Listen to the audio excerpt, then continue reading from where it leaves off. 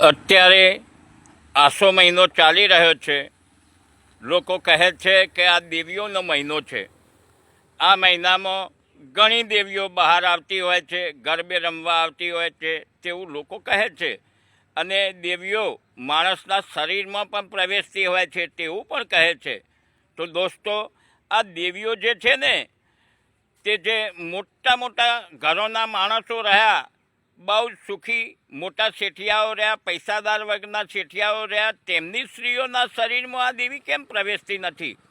કોઈ મોટા ડૉક્ટરો હોય તેમના ઘરમાં પ્રવેશતી નથી, તેમની છોકરી કે તેમની મિસિસના શરીરમાં પ્રવેશતી નથી. કોઈ વૈજ્ઞાનિક હોય તો તેના ઘરમાં પણ કોઈ દેવી પ્રવેશતી નથી. અને દેવી ફક્ત ઓબીસી, એસટી ને એસસી સમાજના જે સ્ત્રીઓ હોય છે તેમના શરીરમાં જ કેમ પ્રવેશે છે? વાત ઘણી વિચારવા જેવી છે દોસ્તો.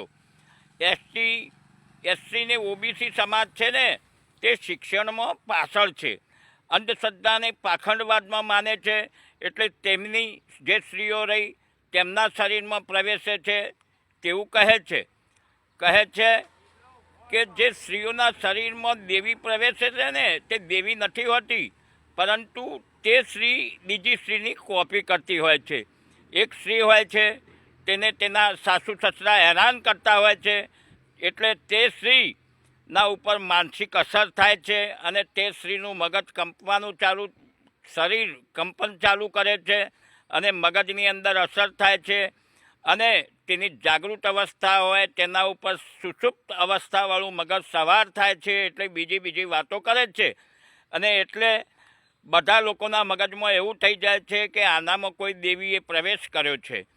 તેવી જ રીતે જ્યારે એક સ્ત્રીને આવું થાય છે, તો બીજી સ્ત્રીને જ્યારે કોઈ તકલીફ ઊભી થાય, તેના સાસુ સસરા હેરાન કરે કે તેનો ઘરવાળો ન ગમતો હોય કે બીજી કોઈ બાબતો તેને પરેશાન થતી હોય, તે બીજી કોઈ બાબતોથી, તો તે સ્ત્રી પણ પેલી સ્ત્રીની કોપી કરે છે કે એણે આવું કર્યું હતું ને આ રીતે જોતી હતી ને આ રીતે બોલતી હતી, તો હું પણ આવું કરું. અને બસ બીજી સ્ત્રી પણ તેની કોપી કરે છે અને તે પણ તેવી રીતે ધૂણવાની કોશિશ કરે છે અને ધૂણવાનું ચાલુ કરે છે. એટલે આ વૈજ્ઞાનિકોએ બધું સર્ચ કર્યું છે, અભ્યાસ કર્યો છે આનો, કે કોઈ મોટા વૈજ્ઞાનિકોના ઘરમાં આ દેવીઓ કેમ નથી જતી, ડૉક્ટરોના ઘરમાં કેમ નથી જતી, અને એસટી, એસસી ને ઓબીસી સમાજના લોકોના ઘરમાં જ કેમ જાય છે? કારણ કે તેમના મગજ કમજોર છે.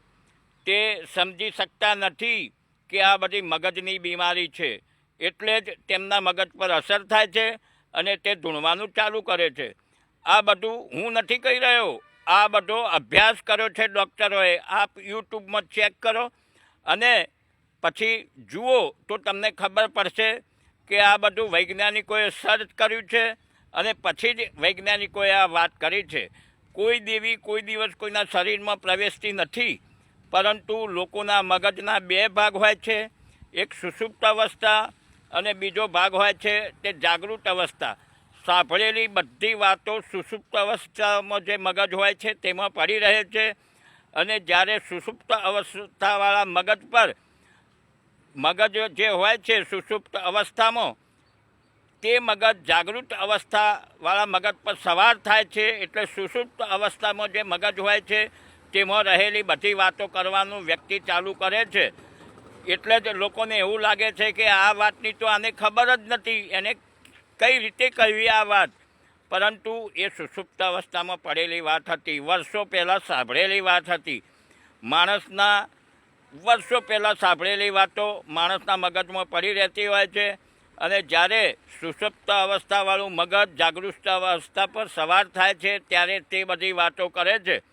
એટલે કોઈ માતાજી કોઈના પર આવતી નથી. આ બધી ઉપજાવી કાઢેલી વાતો છે, અંધશ્રદ્ધાની વાતો છે. મૂડીવાદીઓ અને બુદ્ધિશાળી માણસોએ આપણા સમાજને ડરાવવા માટે આ બધું ઉપજાવી કાઢ્યું છે.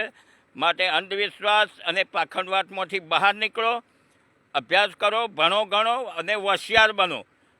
દોસ્તો, ન સમજાય તો ફરી સાંભળો, સમજો અને હોશિયાર બનો. અમરાજી ઠાકુર જે વાત કરે છે એ તર્કભરી હોય છે અને એની તર્કભરી વાતો પરથી સાંભળીને પણ ઘણા ધાર્મિક લોકોને દુઃખ થતું હોય અથવા તેની લાગણી દુભાતી હોય એવું દેખાય છે. અને જે સોશિયલ મીડિયામાં બધાની કોમેન્ટ જોઈએ ને ત્યારે, પરંતુ એક વાત નક્કી છે કે અમરાજી જે વાત કરે છે ને, અમરાજી ઠાકોર, એ એમાં તર્ક હોય છે, એમાં વિજ્ઞાનવાદી એની વાત હોય છે. એટલે સામાન્ય રીતે એવું જોવા મળે કે જે લોકો પાસે તર્ક ના હોય અથવા તો જેની પાસે લાંબો અભ્યાસ ન હોય, પૃથ્વી કેમ બની એને એ ખબર ન હોય, માણસનો જીવ સૃષ્ટિનો વિકાસ કેવી રીતે થયો એની ખબર ન હોય, તો એ લોકો શું કરે, ગાળાગાળી કરવા મળે. પરંતુ આવી તર્કભરી વાત કરતા અમરાજી ઠાકોરને ખરેખર અભિનંદન આપવા પડે. ભલે એ કેટલું ભણ્યા મને ખબર નથી, પણ એના જે સોશિયલ મીડિયામાં હું વિડીયો જોઉં ને તો ખુશી થાય કે ફક્ત દુનિયાની અંદર એક અમરાજી ઠાકોર નથી, આવા તો દુનિયામાં કરોડો અબજો લોકો છે કે જે અમરાજી ઠાકોર જેવી જ વાતો કરે છે. તો મિત્રો, એ વાત છે ને, એ ઘણી વખત હિન્દુ ધર્મના છે તો હિન્દુ ધર્મના દેવી દેવતા વિરુદ્ધની વાતો હોય તો ઘણા લોકોને પસંદ ન આવે.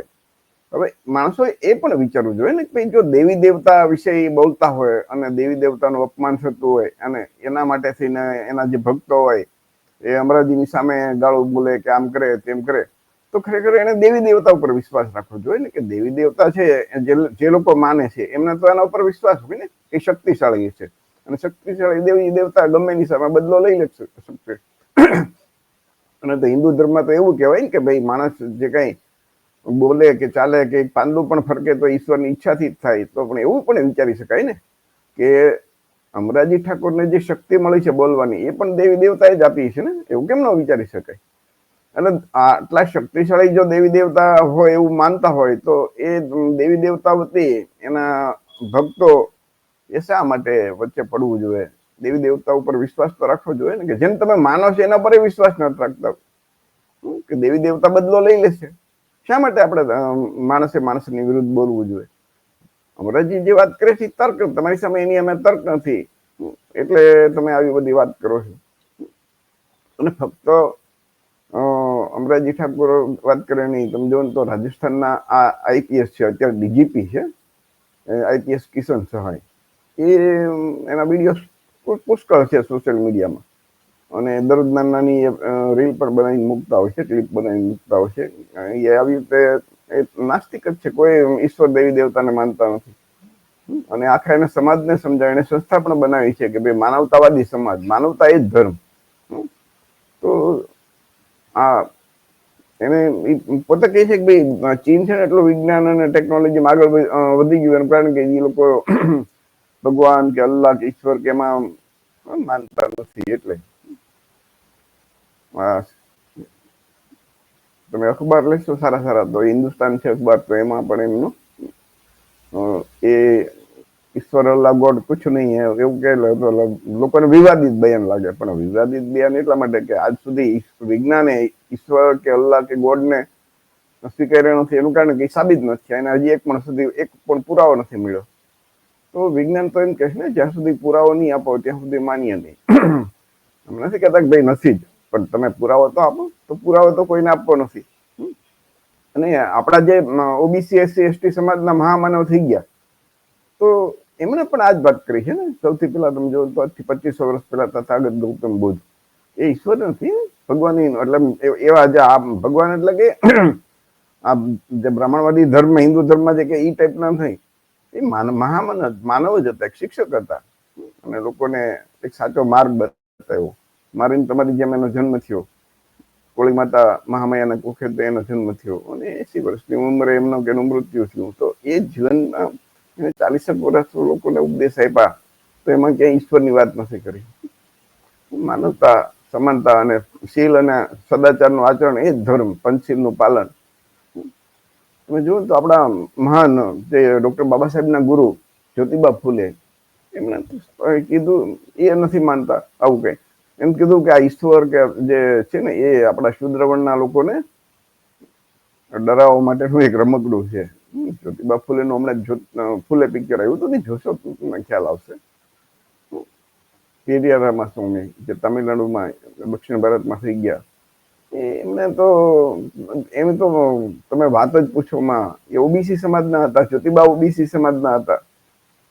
ઈશ્વરને પૂજવા વાળા મૂર્ખ છે અને એને જે એવા બધા 15 સવાલ પૂછ્યા હતા ને એમની જે સ્ટેચ્યુ છે નીચે લખેલા છે ને એની આમાં લોકો કોર્ટમાં ગયા, ધાર્મિક લોકો, અંધશ્રદ્ધાળુ, અંધભક્તો, કે આવું ન હોવું જોઈએ. એટલે કોર્ટે પણ કીધું કે ભાઈ ના ના, એ એનો હક છે અને જે માને છે એ કહી શકે ને. એનું પુસ્તક સત્ય રામાયણ છે એ ક્રાંતિકારી. અને આવું બીજા લલયસિંહ યાદવ છે, રામ સ્વરૂપ વર્મા છે, બાબુ જગદેવ પ્રસાદ કુશવાહા છે, આ બધા ઓબીસી લોકો છે અને બધા એ કોઈ દેવી દેવતાને માનતા નથી બધાએ, અને બ્રાહ્મણવાદી વ્યવસ્થાનો કોઈ સ્વીકાર નથી કર્યો.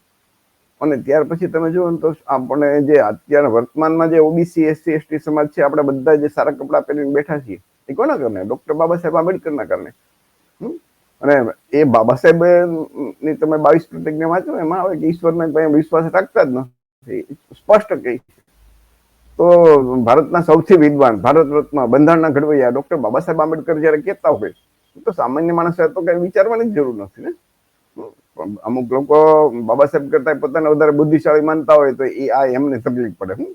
બાબા સાહેબના નામનું ખાતા હોય મોટાભાગના, તો મેં તો જોયા છે કે બાબા સાહેબના નામનું ખાય એટલે કે એસસી એસટી ઓબીસી નામે આરક્ષણ મેળવે, અનામત. અને એ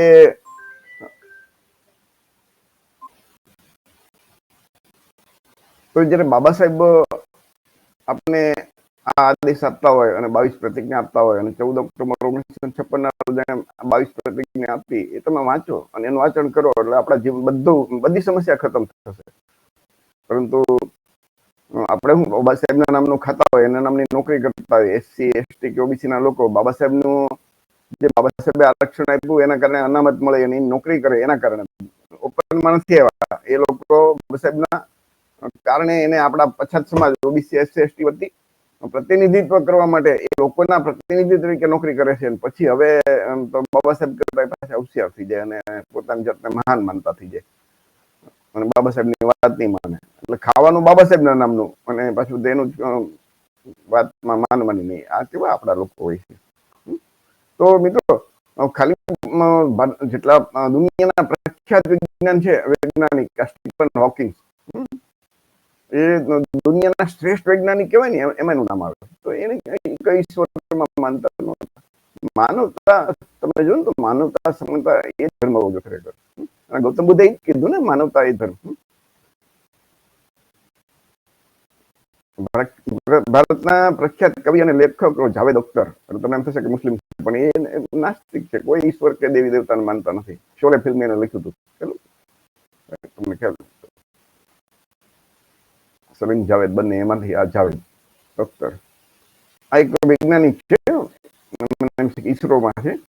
તો અત્યારે નિવૃત્ત થઈ ગયા છે, પરંતુ એ મુસ્લિમ છે અને કોઈ ઈશ્વર દેવી દેવતામાં માનતા નથી કઈ. મુસ્લિમ એટલે કે ધર્મથી જે માનવ જન્મ થયો એટલે નામ જે મળ્યું હોય એ નામ તો કઈ થોડું એમ કોઈ બદલાઈ નાખે. પણ માણસ જ ટૂંકમાં કોઈ અંશધાળું નથી. અને સામાન્ય રીતે તો કોઈ પણ વૈજ્ઞાનિક હોય અને જો એ અંશધાળુ હોય તો એને વૈજ્ઞાનિક કહેવાની લાયક જ ન ગણાય. કેમ કે વૈજ્ઞાનિક કોને કહેવાય? કે જે અંશધાળુ નથી એને જ વૈજ્ઞાનિક કહેવાય ને. તો મિત્રો, ફરીથી અમરાજી ઠાકોરને અભિનંદન. અમરાજી ઠાકોર જે કઈ વાત કરે છે ને એ આવી હિંમત બહુ ઓછામાં આવે છે. ભક્તિ કરવી, ભગત એના માટે ભગત બનવા માટે કોઈ લાયકાતની જરૂર નથી. હાવ ડફળ માણસ હોય કે મૂર્ખ માણસ એ ભગત બની શકે. બુદ્ધિની જરૂર જ નથી એમાં. પરંતુ તર્કભરી વાત કરવા માટે કેટલી બુદ્ધિની જરૂર પડે એ વિચારજો. ફરીથી અમરાજી ઠાકોરને અભિનંદન મિત્રો. मुख्यालय जयपुर में आईजी मानवाधिकार किशन सहाय ने अंधविश्वास मुक्त वैज्ञानिक दृष्टिकोण वाली विचारधारा को बढ़ावा देने की बात कही, जिससे सामाजिक कुरीतियों को खत्म किया जा सके। उन्होंने कहा कि मैं बचपन से किसी भी धर्म को नहीं मानता, मैं भगवान में विश्वास नहीं रखता, दुनिया में जो कुछ भी है वो विज्ञान की देन है। तो सबसे पहले जैसे मान लो तुर्क आए, अरब आए, तुर्क आए, मुगल आए, तो उस समय जो यहाँ का भगवान या ईश्वर था वो कोई मदद नहीं कर पाया, अपनी गुलामी को नहीं बचा पाया। उसके बाद जब अंग्रेज आए तो यहाँ पर मुसलमान कुछ आ गए, तो अपने साथ अल्लाह भी था और ईश्वर भगवान भी था, वाहिगुरु भी था, तब भी अपनी गुलामी को नहीं बचा पाए। तो इनसे मतलब इतिहास से भी अपन सीख सकते हैं कि ऐसी शक्ति ने कभी अपनी कोई मदद नहीं की। ये केवल हमारा भ्रम है कि ईश्वर, अल्लाह, गॉड जैसी कोई शक्ति से हमें हिम्मत मिलती है। दैनिक भास्कर के लिए जयपुर से राकेश गुसाई की